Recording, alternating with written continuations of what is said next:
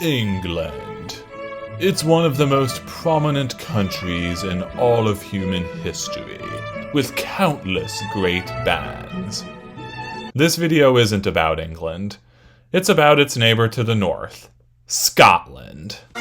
Scotland forever! Scotland has given us many good things in life. Whiskey, kilts, Nessie, my ancestors, and of course, the band I'll be talking about in this video, a group from Glasgow by the name of Mogwai. All the Gremlins fans who clicked on this video, sorry to disappoint you. One of the pioneering bands in the post-rock genre, I first mentioned Mogwai almost a year ago in my What is Post-Rock video. Check out that crappy webcam video quality and scraggly no-shave November beard. In today's video, I'm going to be expanding on that initial mention, and we'll be giving them a full video. I'll be going to each of their albums, mentioning which songs I think are best, as well as other stuff I find interesting. Let's cut to the chase.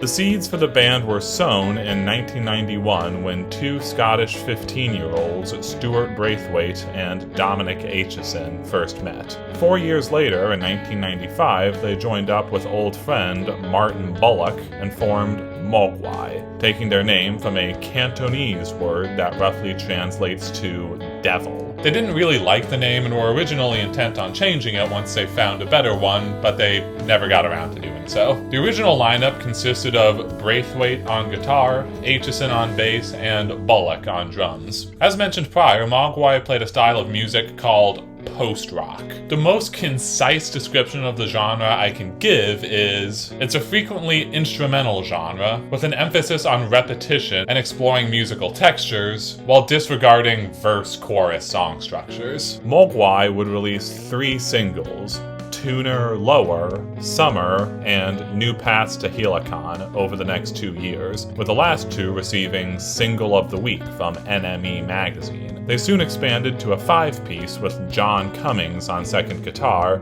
and Brendan O'Hare on keyboards and occasional third guitar. O'Hare was also the drummer in the group Teenage Fan Club, so evidently he's a bit of an instrumental renaissance man. In the summer of 1997, they entered the studio to record their debut album, Mogwai Young Team, or just Young Team.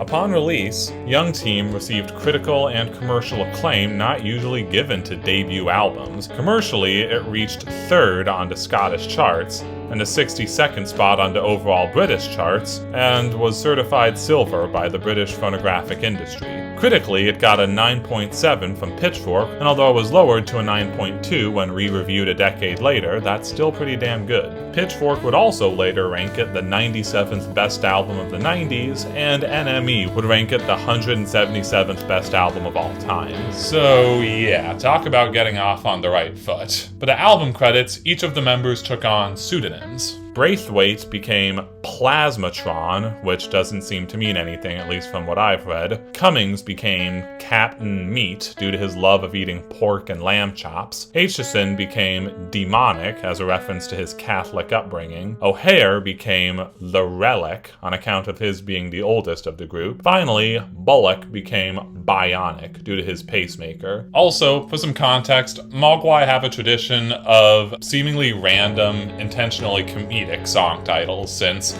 most of their songs don't have lyrics, they can really just call them whatever they want. It's important to get that out of the way early. Of the album's 10 songs, 6 of them have their own Wikipedia articles, which I found quite surprising for a band in such a niche genre. The album has a great opening track, Yes, I Am a Long Way From Home. It begins with an audio recording of someone reading a student newspaper review of a show the band had played in Bergen, Norway. Instrumentally, it carries a peaceful tone for most of the runtime and has an epic crescendo at the end. I was delighted by the melodic bass line that kicks it off. The album as a whole has really great bass playing, with Like Herod and Catrian in particular standing out. Speaking of Like Herod, the track is great even aside from the bass, with the 11-minute song carrying an ominous tone. Are You Still Into It, the only song on the album with singing, and it alternates between a matter-of-fact delivery in the verses and a very melodic manner in the choruses. Quite nice. The lyrics are pretty sweet, being somewhat akin to a love song. The closing track, the 16-minute Mogwai Fear Satan, is constantly shifting dynamics between peaceful and blaring. Throughout most of it, however, is a gentle flute melody, and it's a really nice touch. Shortly after the album's release, Brendan O'Hare was fired from the group. According to Wikipedia, it was for talking constantly during a show they were at by fellow Scottish band Arab Strap, a group who, fun fact, inspired the album name The Boy with the Arab Strap by Belle and Sebastian. Sorry, my dad loves Belle and Sebastian, and he insisted that I mention them. Anywho, to replace Brendan, the band hired Barry Burns, who would prove a valuable asset, being the only member of the band to have had formal music education. With this new lineup, they released Come On Die Young in March of 1999. After such a debut as Young Team, making a proper follow-up was going to be difficult. Mogwai decided the best route was to change things up. Having gained a reputation for loud crescendos, they wrote Come On Die Young to be a much more relaxed album. The response was what Wikipedia describes as a somewhat muted reception. The reviews were still more or less good, although this album definitely slowed down their momentum a bit. How does it actually sound, though? The album opens with a song simply titled Punk Rock. It contains an audio recording of a TV interview with famous stooge, no, not those ones, Iggy Pop, where he explains the merits of punk. Over this are two intertwining guitar parts that sound a bit eerie. This is followed by Cody, which is probably the most conventionally structured song they've done so far. It's a gentle track that feels almost popish at points, with its soft vocals and peaceful slide guitar. Fittingly, it's the only song on the album to have singing. I wonder how they got the name Cody. Wait a minute. Come On Die Young? C-O-D-Y. Well, that's underwhelming. The middle section of this album is enjoyable, even if it does struggle with sameness at points. I was kind of yearning for some of the loud crescendos that made Young Team so good. 3 tracks, altogether almost a half hour in length, towards the end make the album for me. Ex-Cowboy has a nice bass riff to start things, with a really warbly, slightly off-rhythm sounding guitar coming in later. There's a nice climax to finish it. Chalky has a nice piano melody and some really good drum playing. Finally, Christmas Steps starts out so quiet it's barely noticeable. Suddenly it gets louder and faster. There's a great midsection with bass chords. It makes you want to bob your head. After this, the song gently fades out. Well, I do definitely think Come On Die Young would be in the bottom half if I were to ever rank their albums. It's still a really enjoyable listen. When you forget that it followed such a masterpiece as Young Team, it sounds a whole lot better. Mogwai would only further change their sound on the follow-up, 2001's Rock Action. One of the first notable things about Rock Action is its length. Whereas Young Team and Come On Die Young were both over an hour long, Rock Action clocks in at only 38 minutes. To date, it's their shortest studio album. When you listen to the discography from start to finish, as I did, it definitely feels a little abrupt. That being said, it's still a killer record. Stylistically, it carries on the rather subdued sound of Come On Die Young. It also introduced the increased use of electronics in the band's sound. This is evident as early as the opening track, Sine Wave, which features glitchy electronic noise in the background as well as vocoder vocals. These are also featured in the 9-minute Two Rights Make One Wrong, which very much justifies its runtime with its pleasant melodies. This song has backing vocal credits from such big names as David Pajo of Slint, another band I mentioned in that post-rock video, and Gary Lightbody of Snow Patrol. Dial Revenge is an interesting song. It has a guest vocal appearance by Gruff Rhys of the Welsh band Super Furry Animals. The song itself has lyrics in Welsh. Here's his explanation of the title. Back then, people were still using payphones. When you take a payphone off the hook, on the LCD screen it flashes dial, but in Welsh, dial, pronounced dial, means revenge. It puts you in a weird place when you're making a phone call. Instrumentally, it has a really cool acoustic guitar line.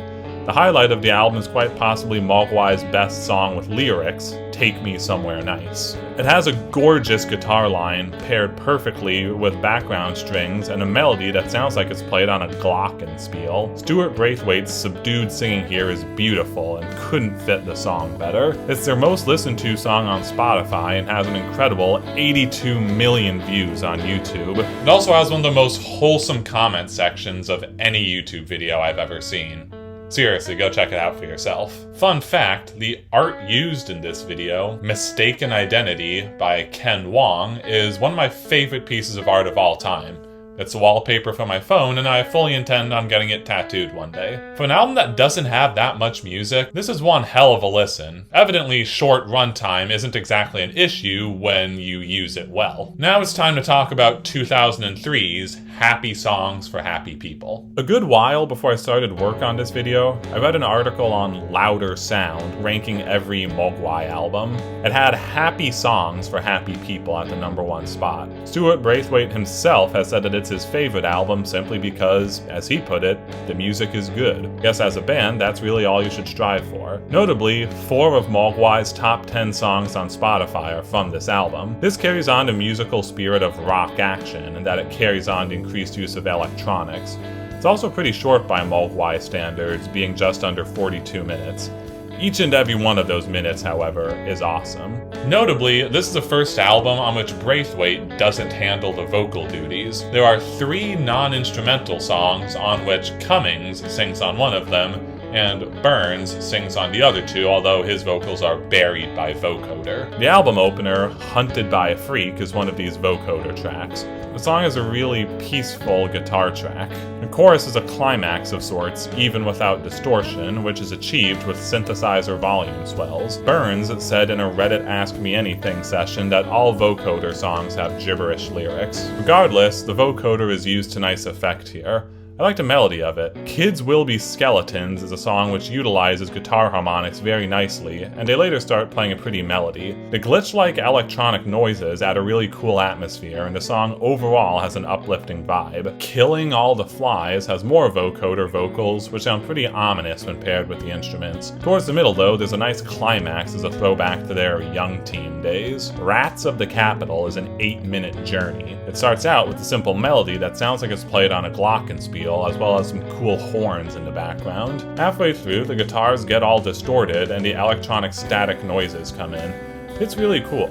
Golden Portia is a song that's just piano, strings, and a simple drum beat. Not much to say, but it's very pretty. Similarly, I Know You Are, But What Am I is nothing but bass, programmed drums, and various different forms of keyboards. Simple, but man does it hit the right spot. I especially like the piano line. After the drastic 180 that was going from Young Teen to Come On, Die Young, Mogwai had settled into a nice musical groove. It was a groove they would keep digging on their next record, 2006's Mr. Beast.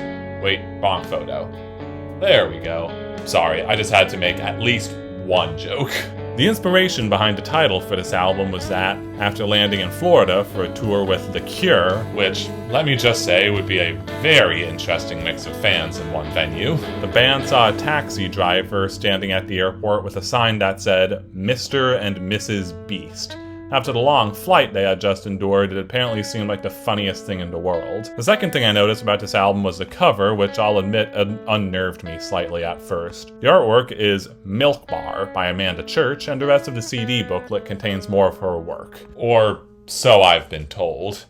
I sadly don't yet own this on physical. While Braithwaite said Happy Songs for Happy People was his favorite Mogwai album, Martin Bulloch said that this album was, in his opinion, the best one they had made since Young Team. Let's dive into it, shall we? The opener, Auto Rock, is a bit of a slow burn track. It's one of those songs that you could tell was written with the intent of starting the album. It starts out with a simple piano line, although the backing guitars and synthesizers gradually get louder. There's also a pounding drum line that makes you grip your armrests in anticipation. This is followed by Glasgow Mega Snake, a stylistic outlier at this point in the band's career. It has no keyboards and focuses purely on its layered, distorted guitars. The driving drum rhythm just makes you want to headbang and pump your fists. The explanation for the song's title, as said by Stuart Braithwaite, we had this idea to promote Glasgow by genetically modifying a sea creature and somehow make it into a roller coaster. People will flock to Scotland when it's made. We wrote the song in the hope we can sell it to Channel 5 when they do the Making of the Mega Snake program. If that ever happens, I'll be watching.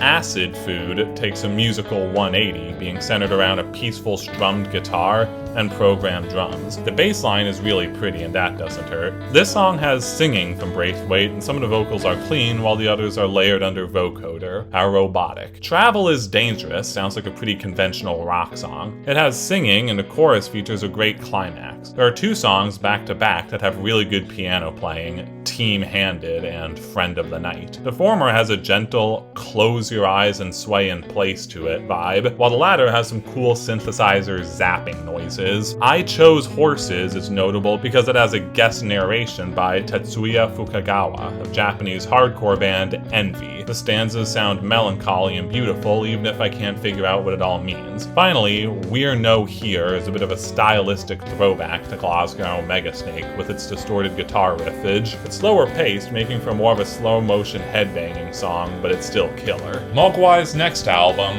The Hawk Is Howling, would be released in 2008. Just when you thought they were out of surprises, they proved you wrong. As I've made clear by now, Mogwai's main musical export has been instrumentals. However, they've also done quite well when it comes to writing songs with singing. Why am I stating what I've already stated? Well, The Hawk Is Howling was the first album Mogwai released that had no vocals at all. Braithwaite said that many of the songs were intended for a soundtrack album that ended up falling through. By the way, I should mention at this point that Mogwai have done quite a few soundtrack albums for films, documentaries, French TV shows, etc. I'm not mentioning them in today's video just for the sake of time. Braithwaite also said that, for this reason, this is his least favorite Mogwai record, since it sounds more like a soundtrack album than a proper studio release to him. This is also the longest album they've put out in a bit, being over an hour in length. I always thought the album cover for this was pretty cool. I'm impressed they got their hands on such a realistic painting. Okay. On to the music. The opening track, I'm Jim Morrison, I'm Dead, starts out with really pretty piano playing intertwined with clean guitar. The synthesizer swells in the background provide the perfect atmosphere. The second half is a cathartic climax, letting you know that this album is going to start off on a high note. Up next is Batcat. This song is like coffee with milk. Simple but effective. The guitars and bass are both distorted and it contributes to the heavy atmosphere. The Sun Smells Too Loud sounds almost country at first with its twangy guitar sound. Eventually there's a cool distorted lead which eventually gets really upbeat sounding. The synthesizer in the background is playing a really pretty melody too. I Love You, I'm Going to Blow Up Your School starts out really quiet, almost silent. Even when there is noise, it just stays with clean guitar and barely noticeable drums for most of the song. Eventually it gets louder and it ends with a really nice climax. When asked in a Reddit Ask Me Anything session what the song's title meant, Barry Burns said, I cannot possibly comment on this. Very helpful. Scotland's Shame carries on a melancholy tone throughout its 8-minute runtime. From the beginning when it's nothing but synths and strings, to the middle and end when the guitars and drums kick in. Somber, but every album needs a song like this. Do I think the lack of vocals makes this album worse? Honestly, I don't know. This isn't my favorite album of theirs, but I can't say whether or not that was due to the lack of vocals. Up next, an album I was looking forward to covering quite a bit, and not just because of the album cover, 2011's Hardcore Will Never Die. But you will. As you might recall, when talking about happy songs for happy people, I mentioned that Louder Sound had it ranked as Mogwai's best album. Why am I bringing this up again? Because the same article had Hardcore Will Never Die, But You Will ranked as Mogwai's worst. Specifically, they said, Hardcore Will Never Die, But You Will isn't a bad record, Mogwai aren't capable of making one, but it is disjointed. Having read that, I was oddly excited to check it out. I wanted to see how enjoyable Mogwai's worst record could be. The opening track, White Noise, is honestly a little overwhelming. It has 2 clean guitar tracks, electronic whirring, background synths, plus upbeat keyboards and drums. It's a little bit like music sensory overload. Not sure how I feel about this one. Rano Pano isn't an incredibly memorable song, but it has a catchy enough melody and nice use of distortion. San Pedro is the first great song on this album. It has an upbeat, distorted guitar line that had me bobbing my head right away. Letters to the Metro is a peaceful song with a gentle keyboard line at the beginning and a nice clean guitar track. Mexican Grand Prix is a song that reminds me a lot of Kraftwerk. There's an electronic drum beat and 8-bit bass. The song has vocals that are a mix of clean and vocoder. George Square Thatcher Death Party is probably my favorite song. It has a really upbeat, distorted bass line and nice drum playing to start things off. Later, when the synths join in, the mood turns very upbeat. There are lots of cool robotic vocoder vocals, and that's always a plus. Your Lionel Richie has a backstory that I already mentioned in the post-rock video, but will again here. Stuart Braithwaite was blindingly hungover while at an airport when he ran into, who else? Lionel Richie himself. Starstruck, the first thing he said was, "You're Lionel Richie." The song itself is alright. It has an audio recording in what sounds like Spanish, although I couldn't find out what it's actually saying. The second half of the song gets really slow and distorted. Heavy, man. So, is this the worst Mogwai album? Honestly, I guess. I definitely didn't feel as much enjoyment listening to it as I did their others, but it's hard for me to feel much strong emotion about this album, be it positive or negative. Frankly, I think most bands would kill to have an album like this be considered their worst record. For what it's worth, I asked the Mogwai subreddit what they thought about this album, and a lot of them really like it. The next album, though, is not one that any could argue is their worst. The one and only Rave Tapes, released in 2014. Electronics have been a part of Mogwai's sound for a while now. This album, however, is the first one where they really take center stage. Wikipedia even has electronic listed as one of the album's genres. This is one of the albums that I hadn't listened to before this video, but I always remembered it because of the album artwork. Once I did listen to it, boy was I glad I did. Pitchfork gave the album a 6 out of 10, and I very much disagree. Once again, I'm confused as to whether or not I actually like Pitchfork as an outlet. I'm stalling, let's get to the music. The opening track, Have You Heard About Last Night, has a smile-inducing melody played on what sounds like a vibraphone. The guitar, bass, and drums are there, but they keep it quite simple. The synths in the background contribute to what's an overall gorgeous atmosphere. Simon Ferocious, a song whose title is a reference to Freddie Mercury's nickname for Sid Vicious, is a great track. It has a very 8-bit sound to it, with most of the music coming from the synthesizers. The lead synth, if you can call it that, has a very growling tone to it, intimidating. Re-Murdered starts out with a very ominous synth melody. Throughout the song, it'll occasionally modulate into something a little more upbeat before reverting back. At about halfway through, it gets a very neo-noir vibe. It really reminds me of Perturbator, and if you don't know who that is, then you've just given me a video idea. Replenish is a song with an audio recording of a radio preacher condemning supposed satanic subliminal messages in Stairway to Heaven. The song itself is alright. Cool, clean guitar melody paired with synthesizers. MasterCard is a throwback to classic Mogwai, has an overdriven guitar riff and a really cool bass line. Deesh starts out with really growling synths, which then turn majestic sounding. There's a pounding programmed drum line that provides a great backbone. No Medicine for Regret starts out with a melody that kind of sounds like it's played on a church organ. Later on, some spacey sounding synths come in. This is a really easy song to get lost in while listening, and I just love it. Rave Tapes is an album unlike any Mogwai had released up to this point, and listening to it was a really fun experience. It would also, sadly, prove notable for another reason. This would be the last album to feature founding guitarist John Cummings, as about a year after its release, he would leave the band to pursue his own projects. Thus, Mogwai's 17-year unbroken lineup was ended. They still haven't replaced him, playing as a 4-piece in the studio and getting guest musicians to play with them live. The first album they recorded as a 4-piece, Every Country's Son, would be released in 2017. This album is interesting. Stylistically, it doesn't do anything Mogwai haven't done before, yet it still proves to be a really enjoyable release. Mogwai have been taking notes from AC/DC, I can tell. There also isn't much background behind this album, so I'm just gonna dive into the music. The opening track, Cool Vereen, starts out with a subtle, majestic-sounding synthesizer as well as a cool bass line. Throughout most of the song, there's a staccato keyboard line, which is really nice. When the drums and guitar come in, they play a really cool pattern, which I just love. Great way to kick things off. Party in the Dark has vocals, and they're layered with reverb to good effect. Instrumentally speaking, there's an upbeat, distorted bass line and really high-pitched synths. AKA 47 starts out with a super peaceful, melancholy keyboard line, which is eventually joined by clean guitar and soft synths. There aren't any drums on this track, and that adds to the meditative atmosphere. This is followed by 1,000 Foot Face, which is what AKA 47 would sound like with vocals. Layered in reverb, they sound nice, as does everything else about it, clean guitar and gentle synths included. Don't Believe the Fife starts out very minimalistic with a clicky sounding programmed drum line and really warbly synths. A little over halfway through, we finally get a proper guitar line. Eventually, we get actual drums and proper instrument layering, and it's a nice climax. Battered at a Scramble wastes no time getting things jumping, with a distorted guitar riff, sweet guitar lead, and pounding drum line.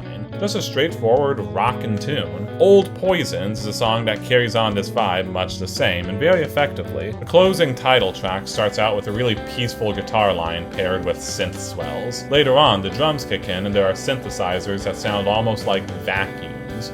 Very cool. We're just about at the present day point of Mogwai's discography here. 20 years of music covered up to this point, and what a 20 years it was. It won't end there, don't worry. It's time for Mogwai's most recent album, 2021's As the Love Continues. Narratively speaking, it feels just right to have this be the last album mentioned in the video. For starters, it was released on the 25th anniversary of Mogwai's first release, the Tuner Lower single. In addition, with this album, Mogwai, after 10 full-length studio recordings, achieved something most bands in their genre could only dream of.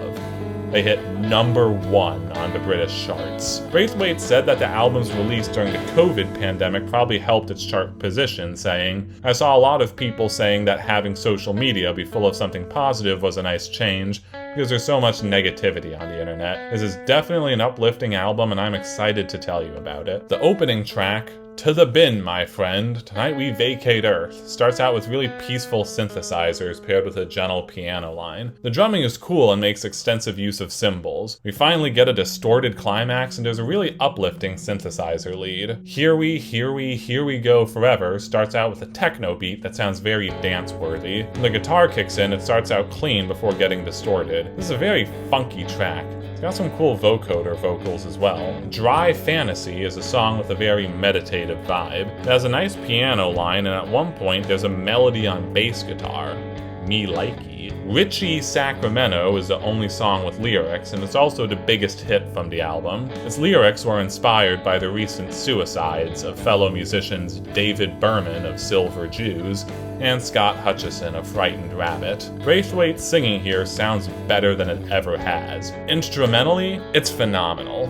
There's a beautiful melody on guitar, and when the chorus comes, it feels enveloping. Fantastic job by the Mogwai gang. Fuck Off Money is damn good for a song that'll probably get this video demonetized. It has a really growling synth, as well as another synth that's a lot higher pitched.